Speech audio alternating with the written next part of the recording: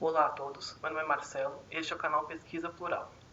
Hoje eu estou aqui para apresentar para vocês uma aula introdutória ao projeto de experimentos, a convite do professor Antônio Tacchini, da Universidade Federal do Rio Grande do Sul, como parte da disciplina de projetos metalúrgicos direcionada aos alunos dos últimos semestres de engenharia metalúrgica. Gostaria de agradecer o convite e a oportunidade de apresentar esse conhecimento que é bastante importante para mim e acredito que vocês vão gostar um pouco da disciplina. Um pouco sobre mim, eu sou engenheiro metalurgista, formado em 2016 e sou mestre em engenharia na área de ciência e tecnologia dos materiais, formado em 2019, ambos títulos pela Universidade Federal do Rio Grande do Sul. Essa disciplina é uma condensação de uma disciplina. Essa aula é uma condensação de uma disciplina que eu fiz durante o mestrado, a disciplina de projetos e experimentos, ministrada pela professora Carla Tenkaten, do Programa de Pós-Graduação de Engenharia de Produção, o PPGEP, na qual eu tive uma visão bem direta e bem aplicada da estatística experimental, na forma do projeto de experimentos. Algo que eu acredito que falta bastante a graduação, principalmente na engenharia metalúrgica, que eu tenho mais conhecimento de causa, e também na pós-graduação no PPGEM, do Programa das Três Engenharias, das 3M, eu também acredito que não é tão popular. A não ser para pessoas que estejam realmente trabalhando com essa parte mais de estatística, avaliação estatística dentro da sua pesquisa. Dessa forma, eu venho aqui condensar o que eu aprendi durante um semestre do projeto de experimentos e apresentar uma forma ainda mais direta e ainda mais direta do que eu aprendi durante a disciplina, passando superficialmente sobre os pontos principais do projeto de experimentos e tentando trazer alguns exemplos da nossa área de metalurgia e materiais para tornar melhor a compreensão e maior a proximidade com o assunto. Espero que esse conteúdo seja de grande valor para vocês e que instigue vocês a procurarem mais sobre o assunto. Vamos lá. Eu começo aqui apresentando o conteúdo da aula.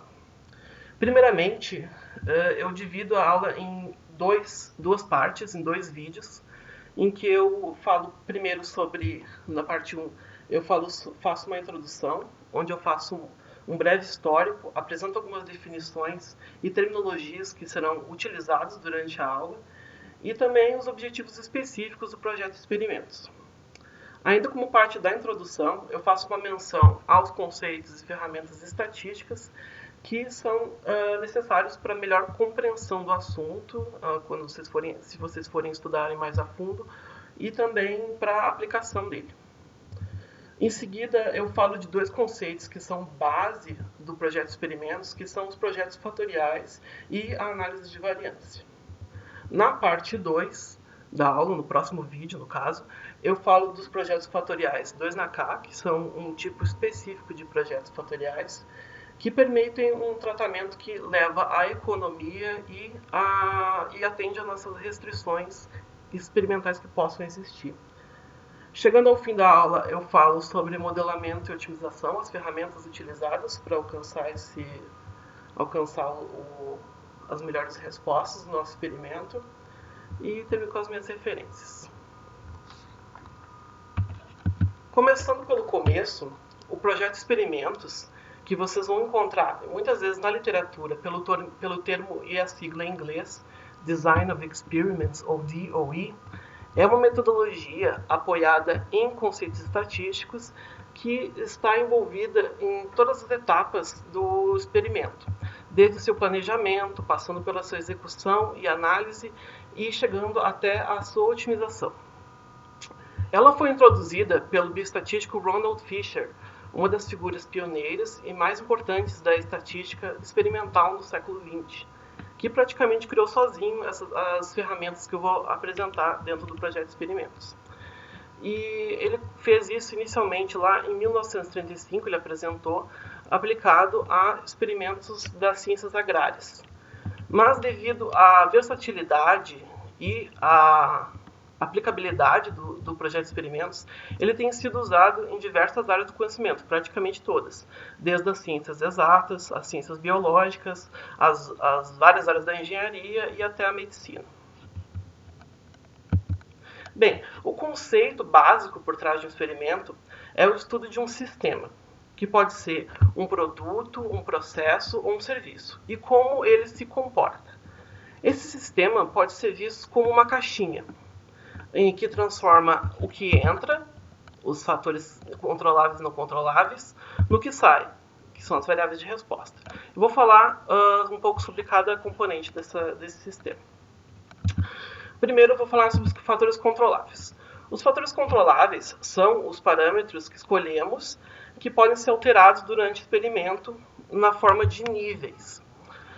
Eu falo escolhidos, pois eles são definidos nas primeiras etapas teóricas do experimento, nas quais estamos juntando informações contidas na literatura, como artigos e livros, e também as informações que a gente obtém ao conversar com especialistas ou através do nosso cliente, que ele espera do nosso experimento.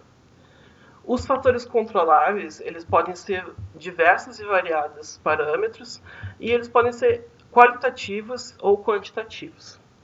Por exemplo, em produtos, pode-se alterar o tipo de material. Por exemplo, se a gente está fazendo uma panela de aço ou de alumínio, design e dimensões.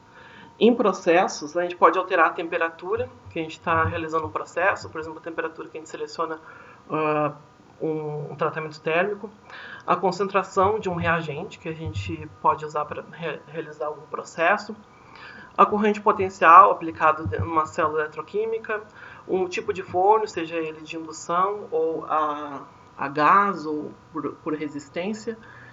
E em serviços também a gente pode alterar o número de funcionários e o layout e ver como isso altera no nosso sistema. Como os fatores controláveis, eles podem ser uma variedade de coisas no mesmo contexto, é primordial que nas primeiras etapas do experimento a gente faça uma peneira e também alinhe a escolha desses fatores com os objetivos do experimento. A finalidade principal de um experimento é estabelecer as relações que possam existir entre os fatores controláveis e as variáveis de resposta. Falando das variáveis de resposta, como o nome diz, elas são respostas que são obtidas e são obtidas, medidas ou avaliadas em função da alteração dos fatores controláveis, dentro de uma relação de causa e efeito. Dependendo do contexto do nosso experimento, elas também podem ser chamadas de indicadores de desempenho ou características de qualidade. E uma obrigatoriedade que tem sobre essas variáveis é que elas devem ser sempre quantitativas ou então convertidas para que sejam quantitativas. Eu explico. Por exemplo, uma variável subjetiva e qualitativa, como o nível de satisfação, ou percepção, ou conforto, que pode ser definido por uma pessoa, ela deve ser colocada numa escala de 0 a 10 ou 0 a 100, de forma a obter assim, uma variável de resposta quantitativa. Existem 3 tipos de variáveis de resposta. As do tipo nominal apresentam limites inferior e superior de especificação e representam um valor alvo que precisa ser atingido no nosso processo, no nosso sistema. Um exemplo clássico são as variáveis dimensionais. As do tipo máxima são aquelas que quanto maior, melhor. Elas apresentam apenas limite inferior de especificação e um exemplo clássico seria a resistência mecânica de uma liga metálica, que na maioria das vezes a gente quer maximizar. E as do tipo mínima são aquelas que quanto menor, melhor, tendo nesse caso apenas limite superior de especificação.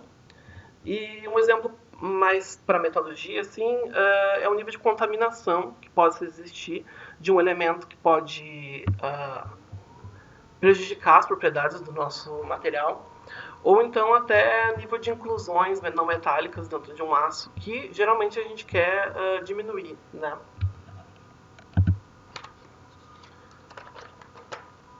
Entretanto, nos experimentos também existe a influência dos fatores não controláveis nas variáveis de resposta, algo que é inerente a qualquer tipo de sistema que é objeto do nosso estudo.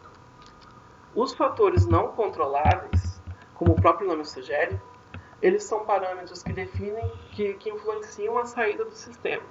Ou seja, eles têm influência na variável de resposta obtida. E não podem ser controlados. Ou não podem ser definida a magnitude deles, ou não tem como manter eles constantes. E eles representam fonte de ruído e erro experimental para o nosso sistema. Poderão mascarar, assim, alguns fatores e as possíveis interações entre os fatores que queremos ver no nosso experimento. Por exemplo, fatores controláveis, não controláveis bastante comuns e recorrentes que podem aparecer são a temperatura e umidade do laboratório, desgaste dos equipamentos, contaminação dos reagentes que estamos usando, habilidade ou cansaço do operador, variação de marca ou lote de matéria-prima, entre outros. Como também podem ter de múltiplas formas e efeitos, esses fatores não controláveis, é importante na nossa pesquisa inicial a gente discriminar eles e saber de antemão a existência e a sua influência nas variáveis de resposta, se possível, né? E isso denota a importância que tem a gente fazer essa pesquisa inicial antes de partir para a prática do experimento.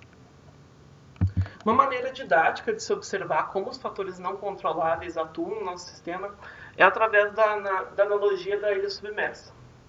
Os detalhes do relevo dessa ilha podem ser considerados são associados aos efeitos, aos efeitos dos fatores e as interações entre os fatores na variável de resposta.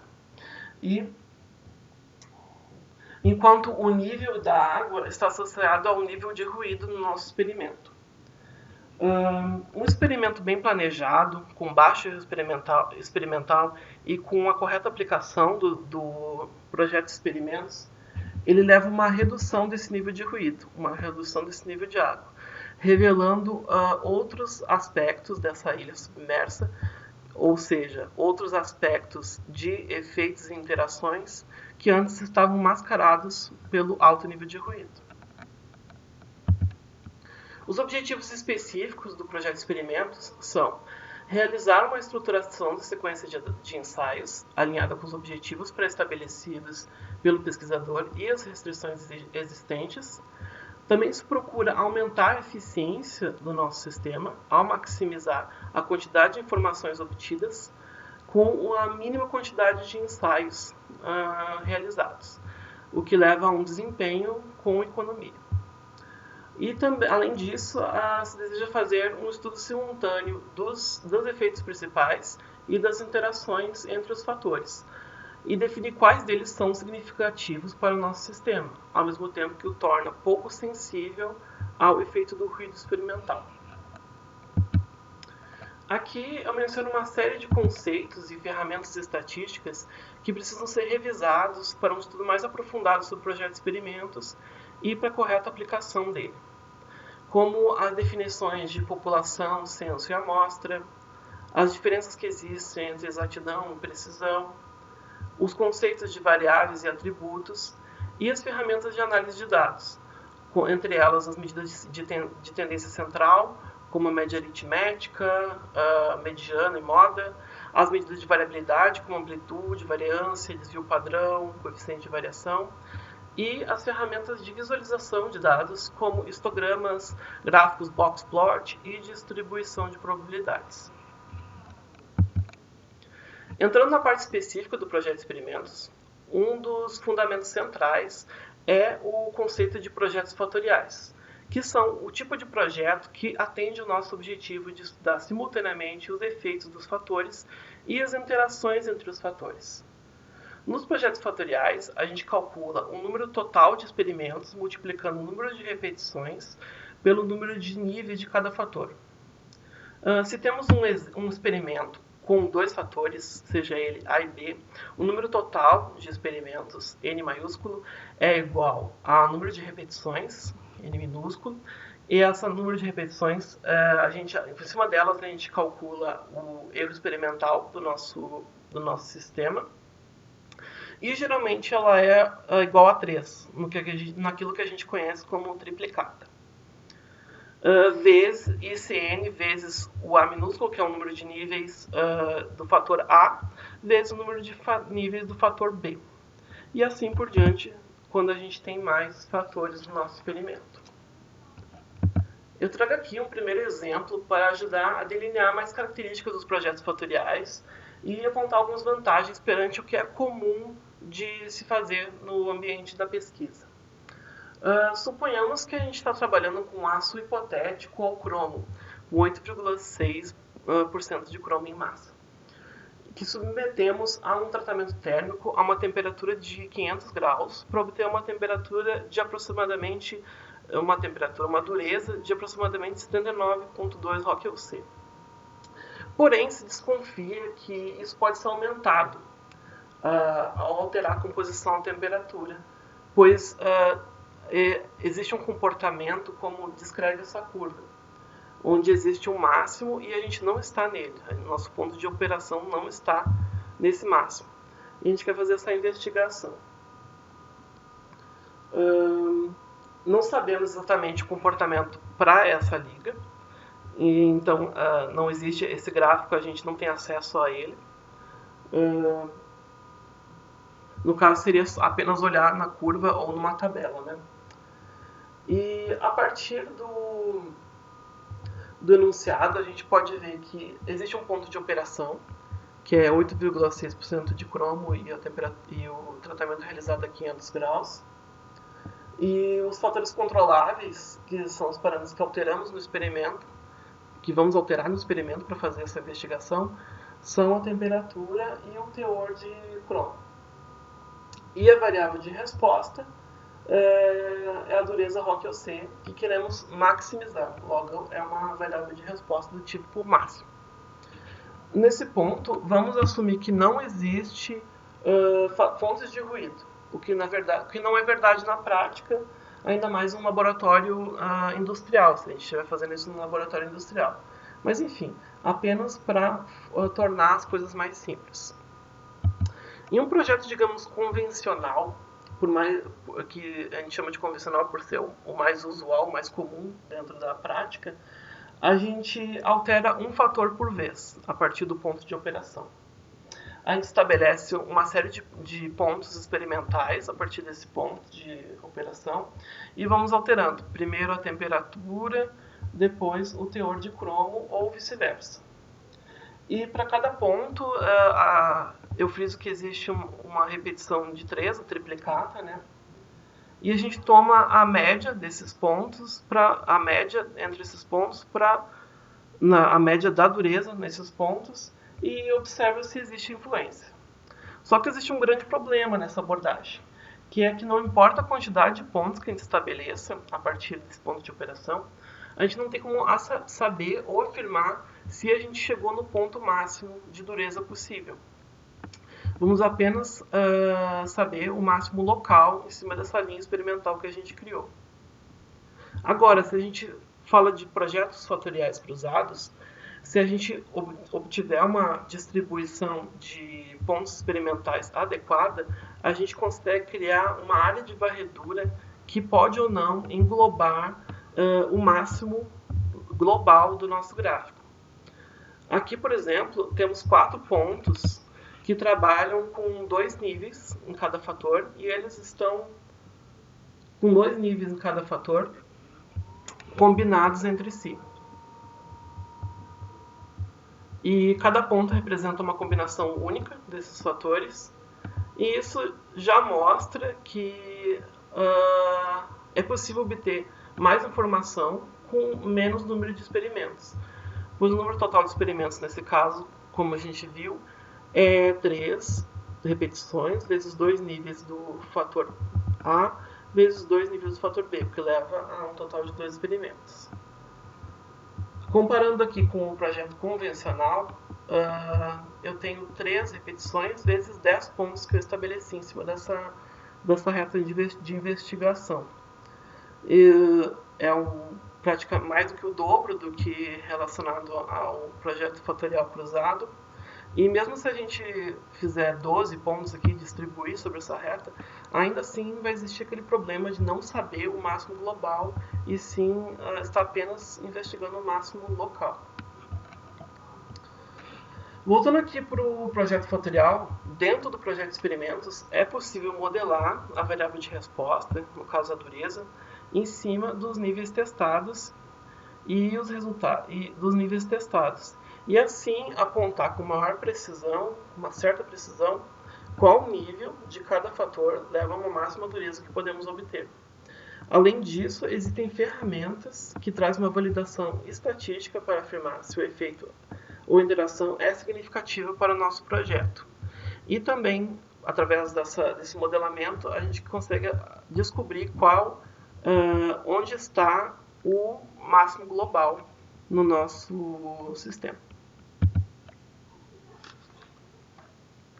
Falando de efeitos e interações agora, aqui está um novo exemplo de projeto fatorial mais simples e genérico, para ajudar a visualizar como a gente obtém essas informações.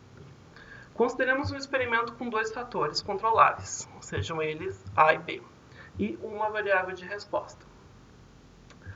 Aplicamos então um projeto fatorial cruzado, onde se faz aquela combinação de níveis de fatores e realizamos o experimento e chegamos nessa tabela de resultados aqui abaixo, onde se tem um valor da variável de resposta para cada combinação. Com um pequeno tratamento dos dados, a gente tem a média para cada nível em questão. Essas médias elas são usadas para calcular o efeito isolado dos fatores na variável de resposta, como vemos aqui, em relação ao efeito do efeito do fator A na variável de resposta. O cálculo do efeito é a média do nível mais alto, do nível 2 da variável do nosso efeito A, menos a média do nível mais baixo. E assim a gente obtém um valor de 21. Se esse valor é realmente significativo para o nosso experimento, isso vai ser visto logo adiante com análise de variância. Mas com o gráfico de um fator, temos a inclinação dessa reta que está relacionada a esse efeito A na variável de resposta. O que essa inclinação, sendo positiva, ela já indica que existe um efeito significativo. Da mesma forma, a gente calcula o efeito de B, que é 41 menos 30, que resulta em 11. E no gráfico de um fator, ressaltando que as escalas vão ser sempre as mesmas para os gráficos que eu vou apresentar nesse exemplo, temos uma menor inclinação, o que pode indicar um efeito menos significativo em relação ao fator A.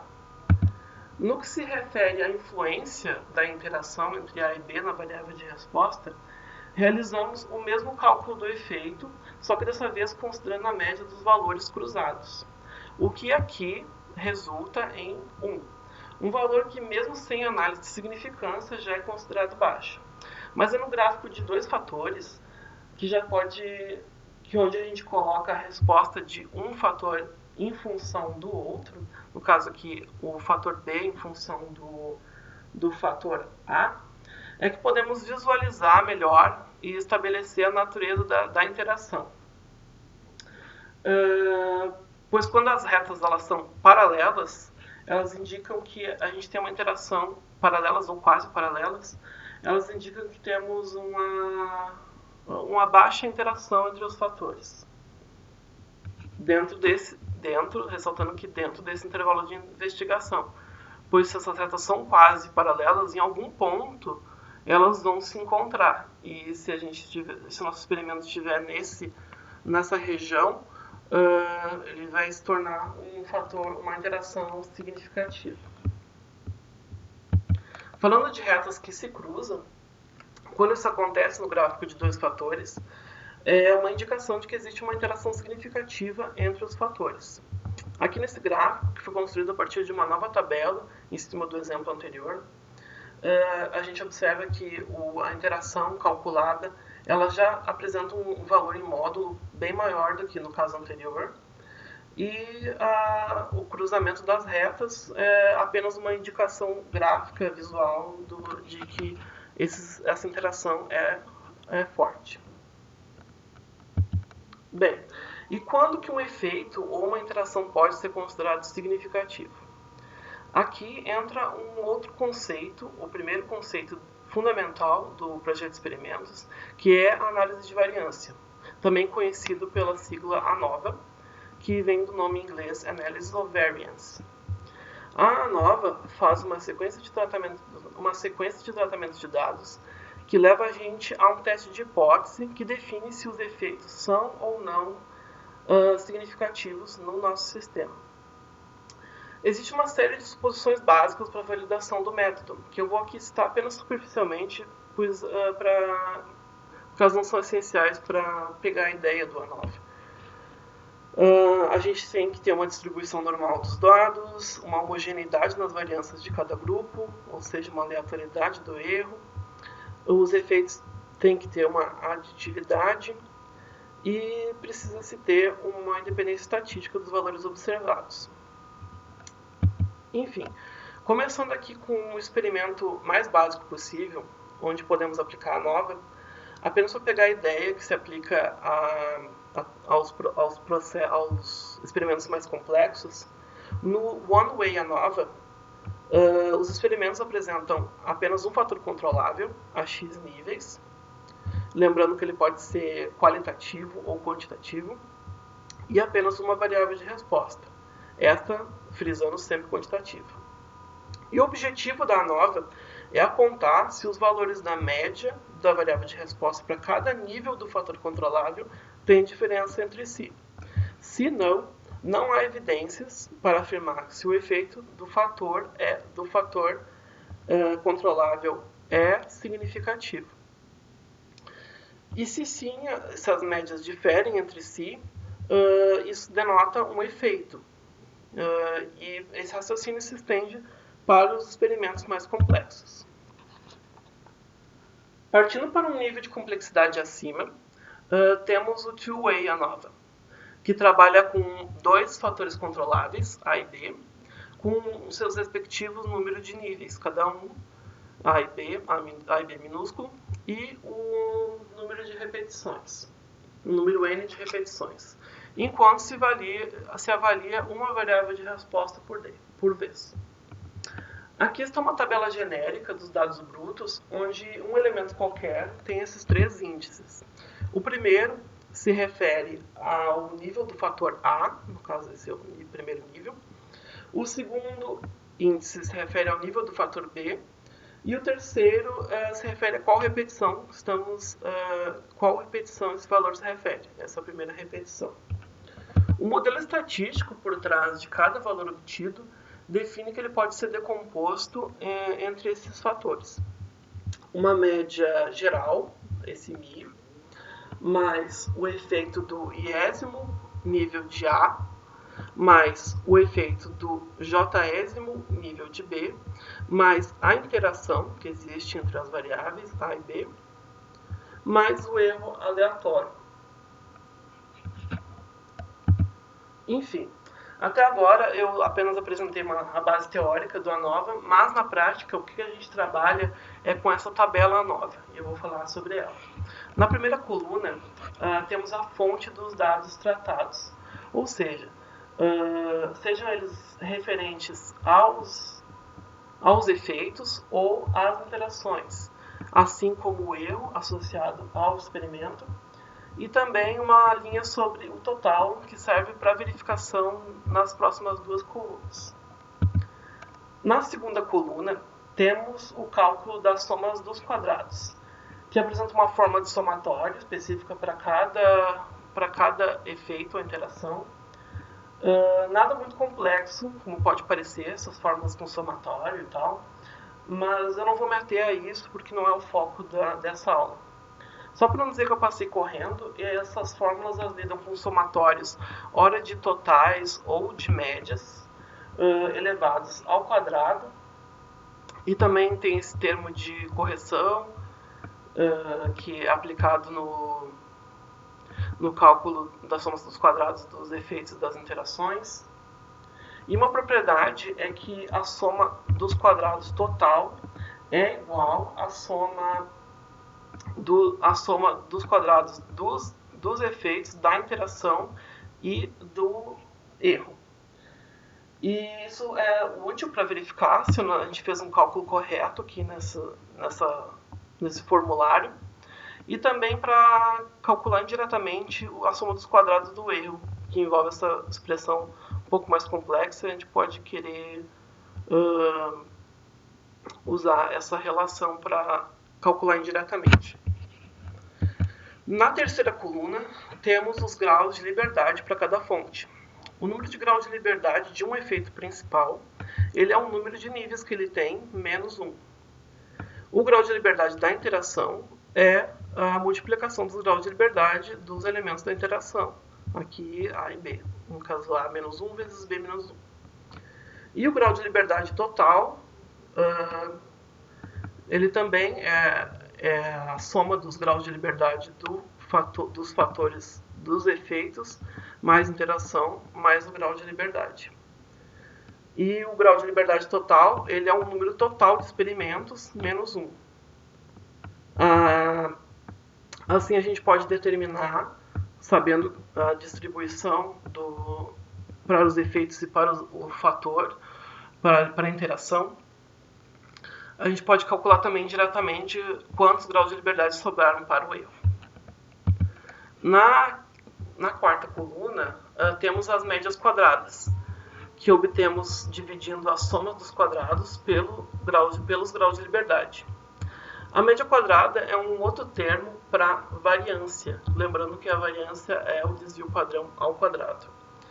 E daí que vem o nome análise de variância, pois esse valor é o objeto da nossa análise. Na quinta coluna, temos os valores de f calculado, que são obtidos dividindo a média quadrada do efeito ou interação em questão pela média quadrada do erro.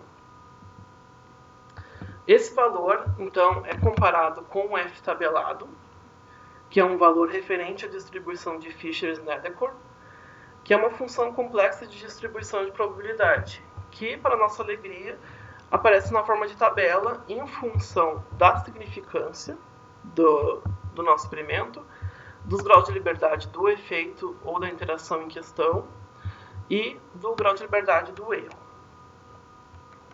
Essa comparação a gente faz entre o f calculado e o f tabelado é a base do nosso teste F, que é o teste de hipóteses que define se o defeito ou interação é significativo. Considerando que o alfa, o nível de significância, é igual a 5, pois ele pode ser mexido conforme a nossa vontade de deixar o experimento mais sensível ou menos sensível, quando o f calculado é maior que o f tabelado, a gente diz que esse efeito ou interação é significativo para o nosso experimento.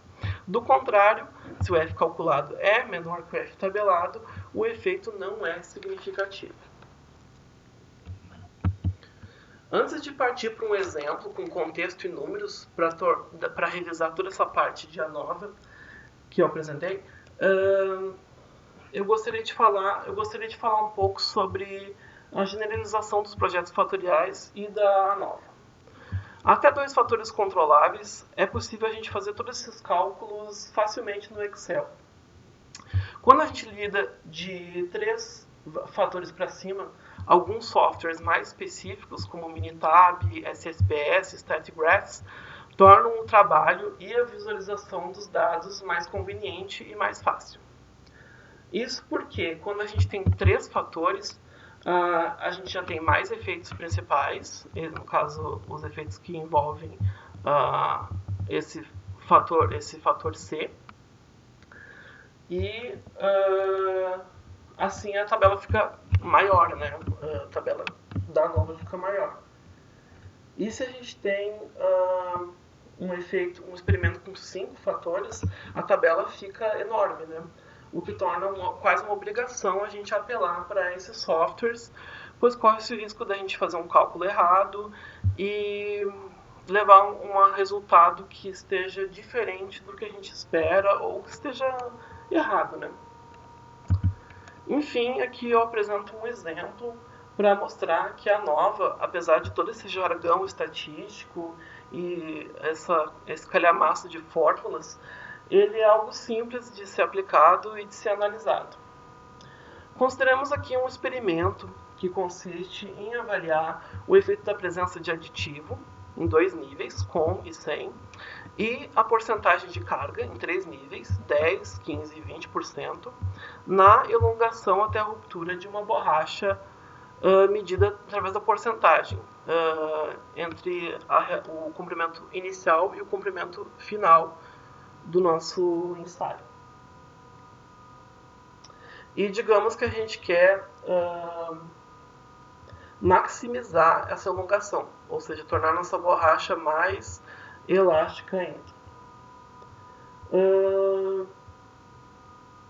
No enunciado já está bem explícito quais são os fatores controláveis, que são a presença de aditivo a 2 níveis e a porcentagem de carga a 3 níveis. E também a variável de resposta é a elongação que a gente quer maximizar, log do tipo máximo. Primeiro a gente começa aqui com a tabela dos dados brutos, que pode ser usada diretamente como tabela de registro dos resultados. Temos aqui a repetição triplicada para cada combinação de fatores e também um tratamento inicial, onde a gente calcula os totais e os níveis, os totais e as médias para cada nível dos fatores. Em seguida a gente faz um tratamento de dados, calculando os totais e médias para as combinações dos fatores, assim como para cada nível dos fatores, como eu já apresentei na tabela anterior. Esses valores eles vão ser usados para o cálculo das somas quadradas, conforme aquelas fórmulas que eu apresentei anteriormente. E, finalmente, a gente chega à tabela nova, que é o objeto da nossa análise de significância, com todos os elementos que eu introduzi anteriormente. As fontes, que são os efeitos principais do aditivo e da porcentagem de carga, e a interação entre esses fatores, e o erro associado ao experimento e o total, que é usado como verificação das próximas colunas. A soma dos quadrados, calculada em cima do formulário e dos dados da tabela anterior. Os graus de liberdade, sendo o total igual ao número total de experimentos realizados, que é 2 níveis, vezes 2 níveis do primeiro fator, vezes 3 níveis do segundo fator, vezes uma repetição de 3 vezes, que leva a 18 experimentos no total. E os graus de liberdade, então, do total é 17. Distribuídos dessa forma entre os efeitos e a interação e o erro. Lembrando que é o número de níveis do aditivo menos 1, no caso 2 níveis menos 1, e o número de níveis da porcentagem de carga 3 níveis menos 1, que é a 2. E a interação é a multiplicação de 1 vezes 2, 2, e o que resta fica no erro. As médias quadradas, que é a divisão da soma dos quadrados pelos graus de liberdade. A coluna F, que se obtém dividindo as médias quadradas as médias quadradas relativas aos efeitos e à interação pela média quadrada do erro, e que a gente compara com o F tabelado, que a gente compara com o F tabelado. Lembrando que se o F calculado é maior do que o F tabelado, o efeito é significativo. Do contrário, quando o F calculado é menor que o F tabelado, o efeito não é significativo. E aqui nesse caso a gente vê que o efeito do aditivo é significativo e a interação entre os efeitos é também significativa. Porém, a porcentagem de carga não é significativa, não apresenta uma significância no nosso processo. Eu acredito que assim ficou mais simples, né? E uma vez definidos os efeitos e interações significativas, é possível definir quais níveis dos fatores controláveis que leva a um ajuste ótimo perante a nossa variável de resposta. No caso, quais os fatores controláveis que deixam essa variável de resposta maior possível. Isso a gente faz através de uma comparação múltipla de médias, que eu não vou entrar aqui, mas também é algo simples.